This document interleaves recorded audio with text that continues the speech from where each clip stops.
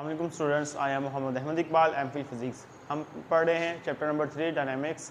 तो आज हम पढ़ेंगे उसका topic law of conservation of momentum है। तो law of conservation of momentum में क्या चीज़ होती है, हमारे पास एक सिस्टम होता है जिसके अंडर कोई एक वर्क हो रहा होता है। तो हमारे पास सबसे पहले देखते हैं कि हमारे पास सिस्टम क्या है, कि सिस्टम क्या चीज़ होती है हमारे पास। A system is a group of bodies with certain boundaries, यानी कि एक सिस्टम क्या होता है, इसमें मुख्तलिफ़ किस्म की बॉडीज़ होती हैं जिसके ऊपर सर्टन बाउंड्रीज लगी हुई होती हैं, जो ख़ास लिमिट्स उनके अंडर होता है। तो इसे हम क्या कहते हैं, एक सिस्टम कहते हैं हमारे पास है। तो स्टेटमेंट हमारे पास क्या है इसकी, law of conservation of momentum की हमारे पास स्टेटमेंट है कि momentum of an isolated system of two और more than two interacting bodies. हमारे पास आइसोलेटेड सिस्टम है हमारे पास, जिस क्या है हमारे पास आइसोलेटेड सिस्टम क्या होता है, हमारे पास एक साइकिल के अंदर जो सिस्टम होता है उसे हम क्या कहते हैं, आइसोलेटेड सिस्टम कहते हैं हमारे पास है। तो ऐसा सिस्टम जो इसमें दो या दो से ज़्यादा बॉडीज़ हों जो आपस में इंटरेक्ट कर रही हों, तो उनका जो मोमेंटम होता है रिमेन्स कांस्टेंट हो क्या रहता है, हमारे पास कांस्टेंट रहता है। जैसे कि हम इसकी एग्जांपल देखते हैं सिस्टम के बारे में। एन एयर फिल्ड बैलून जो है हमारे पास, एयर फील्ड बैलून जो है, एयर जो है हमारे पास बैलून में, वो क्या है, एक सिस्टम का वर्क कर रही है। जैसे ही हम उस बैलून में से एयर को रिलीज करेंगे, बैलून क्या होगा, ऊपर की तरफ या साइड की तरफ जिस डायरेक्शन में होगा उस तरफ शूट कर जाएगा। तो ये हमारे पास क्या होगा, एक मोमेंटम होगा, एक्शन एंड रिएक्शन जिसे भी कह सकते हैं हम। कंसीडर, हम यहाँ भी आते हैं, consider isolated system of to spheres of message m1 and m2। हमारे पास दो स्फीयर्स हैं, कौन उनके मैसेज क्या है, हमारे पास m1 है और m2 है। हमारे पास m1 जो है हमारे पास और m2 जो है, ये क्या है, इनका जो वेलोसिटी है हमारे पास बिफोर कोलिजन, तो ये हमारे पास क्या आ जाएगा, u1 एंड u2 आ जाएगी हमारे पास है। तो ये u1 एंड u2 हो जाएगी। तो हमारे पास ये क्या आएगा, इनिशियल स्टेज में होगा हमारे पास, जो इनिशियल स्टेज में इसका मोमेंटम होगा, हम कुछ इस तरह लिखेंगे कि m1 u1 आ जाएगा, यानी कि initial momentum of mass m1। ये जो हमारे पास मैस m1 है, इसका जो इनिशियल मोमेंटम है हमारे पास क्या आ जाएगा, pi1 आ जाएगा हमारे पास, साथ क्या आ जाएगा, m1 u1 है हमारे पास है। और इसका जो हमारे पास बॉडी मैस जो है हमारे पास, जो m2 है हमारे पास, इसकी जो वेलोसिटी जो u2 है हमारे पास, हमने नेम जो दिया हुआ है वो क्या हो जाएगी हमारे पास, initial momentum of mass 2m2 जो है हमारे पास, pi2 क्या हो जाएगा हमारे पास, m2 u2 हो जाएगा हमारे पास। तो initial momentum of the mass m1 और m2 क्या आ जाएगा हमारे पास, m1 का जो इनिशियल मोमेंटम होगा हमारे पास m1 u1 हो जाएगा, और जो फाइनल मोमेंटम है pf है हमारे पास, जो क्या हो जाएगा, m2 u2 हो जाएगा हमारे पास। तो अब यहाँ पे हम क्या करेंगे, इसका टोटल मोमेंटम ले लेंगे। टोटल इनिशियल मोमेंटम होगा, टोटल इनिशियल मोमेंटम जो हो जाएगा हमारे पास,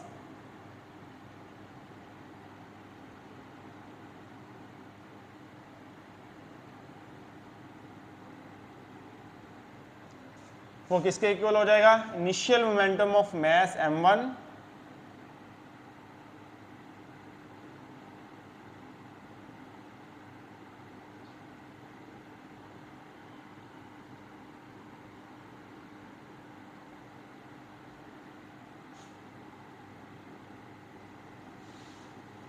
मैस m1 प्लस सम क्या आ जाएगा हमारे पास, initial momentum of mass m2 आ जाएगा हमारे पास।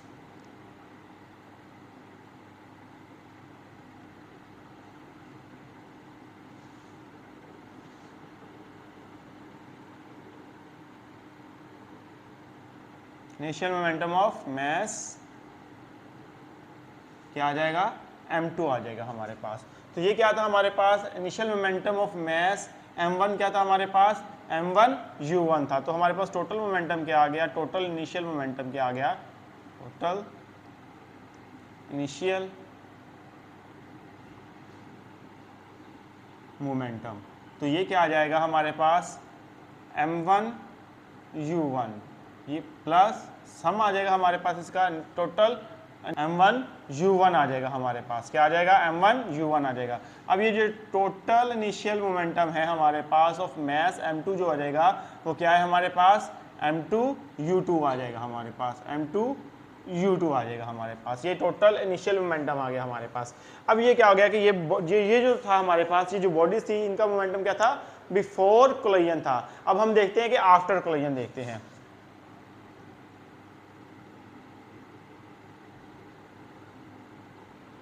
आफ्टर कोलिजन जो होगा हमारे पास बॉडीज़ का जो मोमेंटम होगा हमारे पास, ये क्या आ जाएगा m1, इसको हम क्या दे देंगे, वेलोसिटी को क्या दे देंगे, v1 नेम दे देंगे, और जो m2 होगी हमारे पास, इसको क्या नेम दे देंगे हम, v2 नेम दे देंगे। तो हमारे पास अब जब कोलिजन होने के बाद जो हमारे पास मोमेंटम आ जाएगा वो हमारे पास क्या होगा, फाइनल मोमेंटम होगा। तो फाइनल मोमेंटम हमारे पास क्या आ जाएगा, फाइनल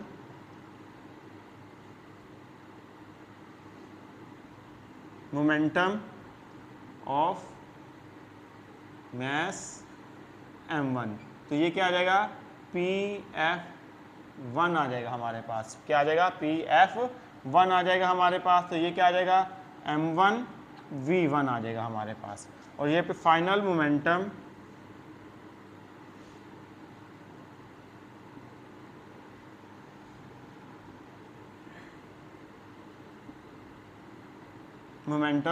ऑफ मास m2 क्या आ जाएगा, pf2 आ जाएगा। यहाँ पे हमारे पास क्या आ जाएगा, m2 v2 आ जाएगा हमारे पास है।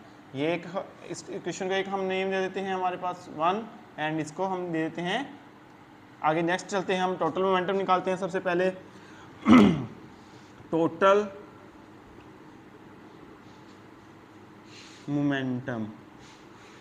मोमेंटम किसके इक्वल होगा हमारे पास, क्या होगा, इनिशियल मोमेंटम और साथ initial momentum of m1 and m2 हो जाएगा, final momentum of m2 and m1 हो जाएगा हमारे पास। तो क्या आ जाएगा, total momentum, final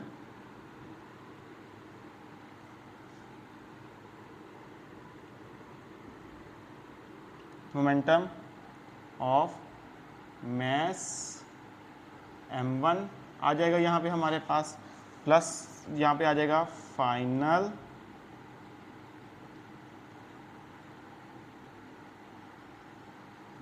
momentum of mass क्या आ जाएगा हमारे पास, m2 आ जाएगा। तो यहाँ पे टोटल मोमेंटम हमारे पास क्या आ जाएगा, टोटल फाइनल मोमेंटम हमारे पास आ जाएगा, टोटल फाइनल मोमेंटम जो आ जाएगा हमारे पास, वो आ जाएगा m1 v1 plus m2 v2। ये इक्वेशन आ गई हमारे पास 2 आ गई है।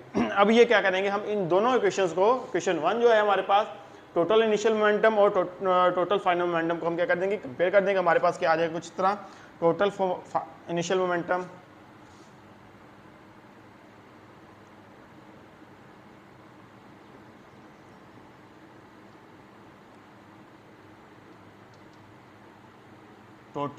Momentum before collision is equal to किसके आ जाएगा हमारे पास, total initial momentum before collision क्या है हमारे पास, total final momentum after collision. तो ये हमारे पास क्या बन जाएगा, टोटल इनिशियल मोमेंटम हमारे पास क्या था, m1 u1 था हमारे पास मौजूद, और प्लस m2 u2 था, और टोटल फाइनल मोमेंटम क्या था हमारे पास, m1 v1 plus m2 u2 था। तो हमारे पास क्या कुछ इस तरह स्टेट ये बन जाएगी इक्वेशन हमारे पास, m1 u1 plus m2 u2 हो जाएगा, इज इक्वल टू क्या आ जाएगा, m1 v1 plus m2 v2 हो जाएगा हमारे पास। तो ये जो हमारे पास है total initial momentum before collision, total final momentum after collision जो है हमारे पास, इस स्टेटमेंट को प्रूव करती है कि momentum of an isolated system of 2 और more then 2 interacting bodies remains constant. यानी कि हमारे पास जो मोमेंटम है आइसोलेटेड सिस्टम का जो क्या रह जाता है, कांस्टेंट हो जाता है। ये था हमारा लॉ कंजर्वेशन ऑफ मोमेंटम, जो बोर्ड पॉइंट ऑफ व्यू से बहुत ही ज़्यादा इंपॉर्टेंट है। आई होप स्टूडेंट्स आपको आज की समझ आई होगी। नेक्स्ट टॉपिक पढ़ेंगे कल इंशाल्लाह।